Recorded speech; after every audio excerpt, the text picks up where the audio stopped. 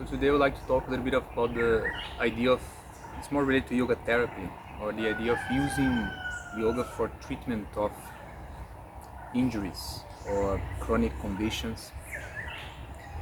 First of all, a disclaimer: this video is not a treatment plan. It's not a consultation plan. So it's always good, always better to, if you're having pain, if you're experiencing discomfort, it's always best to meet a professional, meet a physiotherapist, a doctor, a good yoga teacher, a good therapist, and there are different modalities that you can try in order to regain your health and your comfort. So don't use this as a recipe.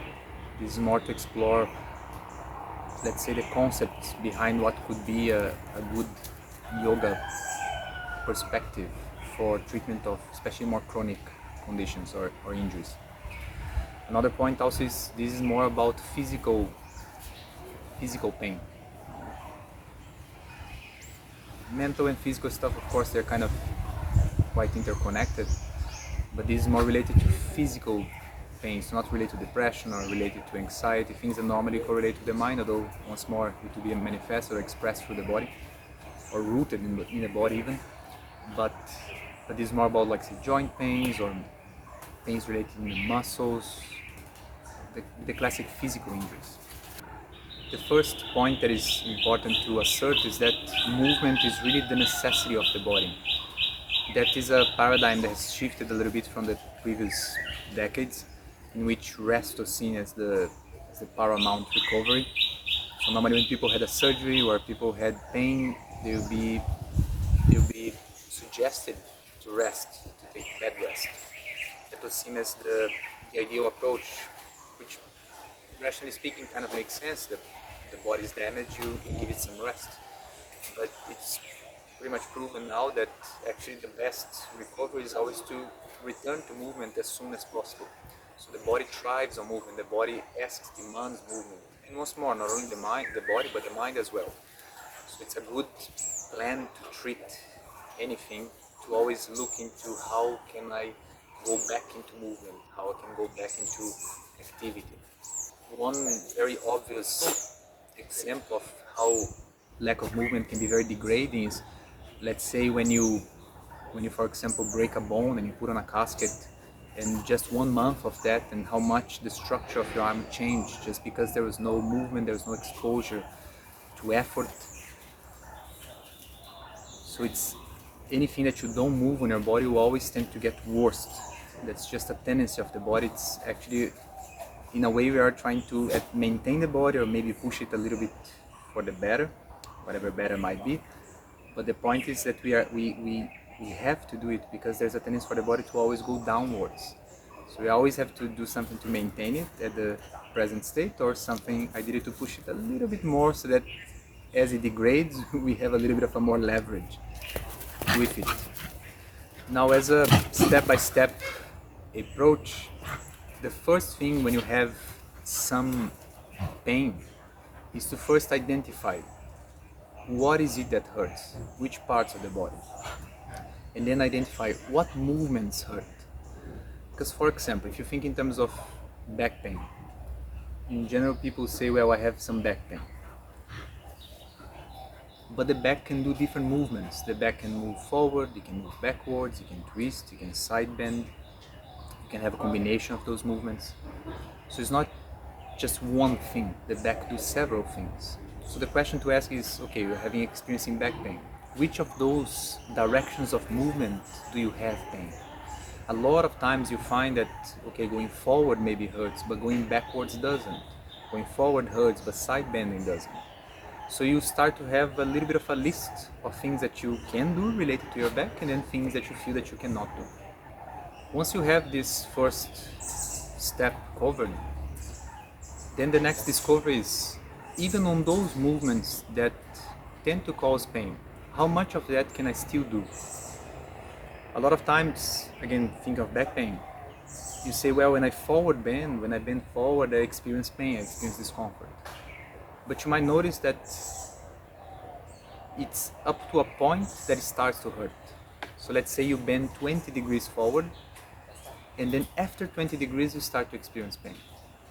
So it's not that you have pain forward bending, you have pain after 20 degrees of bending forward, which means you still have some ability of forward bending. And this goes for a lot of things in the body. Let's say you have pain of squatting, so you have pain on your knees, and then you say, well, I cannot squat. But then my question would be, how do you sit on chairs? Because to sit on a chair, you need to do a little bit of a squat. You might hold yourself and all that, but still you're squatting. So maybe you cannot do a full squat, then you experience pain, but maybe you can do a half squat, or 1/3 of a squat, or 1/4 of a squat, or 1/6 of a squat. So inside that movement that you would say I experience pain, this next step will be how much pain I have at what points of that movement. These previous two steps, they open up the scope of practice, because now you discover that there are things you can do, you can still do, it was not affected by the pain or the injury. And even those things that were affected by the pain, there might be some level that I can still do. This is very helpful because, going back to the previous point I made of movement being essential, what happens is once we define, well, I cannot squat or I cannot forward bend, we block the whole scope of the movement, like 100% of it. When in fact you might find out that some of it you can still do. But even that little bit that you can still do, if you stop it, then yes, with time, that little bit also becomes impossible. So it's a matter of sustaining what's still available, and then by the nature of the body, there's be a tendency to, as you explore and improve that little capacity you have, that can be expanded. Which leads then to the third point. Now that you have this openness of capacity of movement, that you know that you can explore, you do it gradually, calmly, with patience. And you might find that you can slowly increase the volume of your training. So for example, you might find out postures then that you can do. Let's say that 20 degrees of forward bend. Now you do 5 times, then you start to experience a little bit tiredness or discomfort. Okay, do 5 times then. You discover that you can do 5 times. After a week or 2 weeks doing that, you can do 7 times or 8 movements. Then after another 2-3 weeks, you can do 10 movements or 12 movements. So you can increase the amount of times you repeat a certain movement. Then you can also explore staying in the posture. So if I forward bend up to the point I don't have pain and I stay there, I stay for 30 seconds or for a minute, and then I try to gradually increase the amount of time that I do it. And eventually you can increase the difficulty of movements. So you increase the challenge. You start to make movements that are more challenging for that structure. All of that is increase the volume of training is in order to make that structure more robust, more strong. Another point that the yoga tradition can be useful here is the usage of breath and mind. So using the breath while you are moving is very good for regulating the nervous system. A lot of pain is connected to the mind. There are several studies nowadays in which it shows that people that say they have pain in certain areas of the body, when you do imaging, so X-ray, MRI, you actually find out there is no damage on the structures. On the other hand, there are people that have damage on the structures, so it should be painful according to the imaging, but they report no pain. So pain is not just physical. Pain is connected to context, pain is connected to how you see pain, pain is connected to the mind, to the emotions that are attached to it. A little bit like the placebo effect as well. If you think something will help and then it ends up helping. The placebo effect, although we talk as if it's a negative thing, is the most proven remedy in the world. It happens all the time. If you really think that something is good, it has, in some magical way, it has an effect, a good effect. So why not use the placebo as well? A conscious use of placebo for treatment. So the yoga tradition, we use the breath a little bit for that regulation of the nervous system. As you keep the breath soft, as you're doing the movements, as you match the speed of the movement, the speed of the breath, as you breathe more calmly, as you extend the breath a little bit, that will help for the nervous system to calm down. There's another more technical element of the breath creating pressure on the cavities, which can help to hold certain positions or to strengthen certain positions, but that's not so important here. So we can think in terms of breath being a mechanism of regulation of the nervous system which facilitates the person to experience less pain, for the person to experience more comfort while exploring something that could be painful.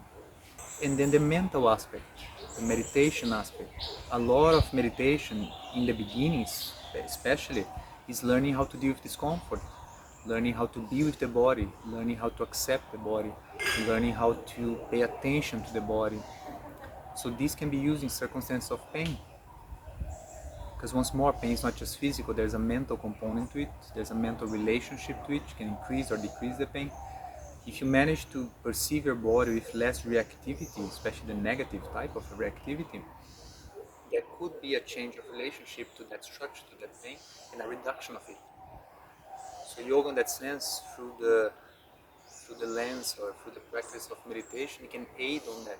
So it changes the view of the person regarding pain, it changes the perception, it changes even the feeling of pain. Because now the mind is perceiving it through a different perspective, through a different point of analysis. And that is the role then of meditation for the body. To accept, first to pay attention, to learn how to sense, to accept the pain, and then through that acceptance and that attention to relax the body. And then overall to diminish the experience of discomfort, the experience of pain.